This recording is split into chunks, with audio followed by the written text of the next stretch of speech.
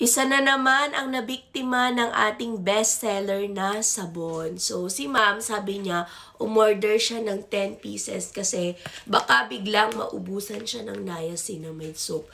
Ako naman, nag-order talaga ako nagdala ako dito sa Japan, sa Thai Beauty Shop kasi nga, naubusan lagi nito. Ito yung boses ko, grabe. This is our day 2 in Japan, guys. Day 2 pa lang ganito na boses ko. And ganito po yung itsura ng ating sabon. Nakakatawa yung iba, nabiktima sila ng sabon na to. Kasi hindi daw bumubula. Hindi nyo kasi tinanggal yung plastic, mga mi. Ayan, no? Diba?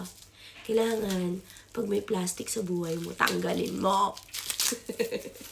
Medok lang. Ito. Tapos, pagbukas mo, ganito siya. Meron siyang 24K gold and glycerin base siya. So beautiful and napakabango. Then, shoot mo na siya dito. Tapos yun na, gamitin mo na siya.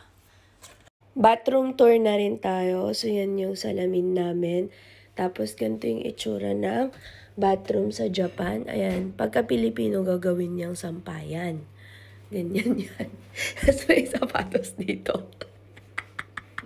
Tapos, yung bathtub. And then, ito na yung mismong shower. Meron din itong heater, guys, kasi medyo malamig ngayon dito.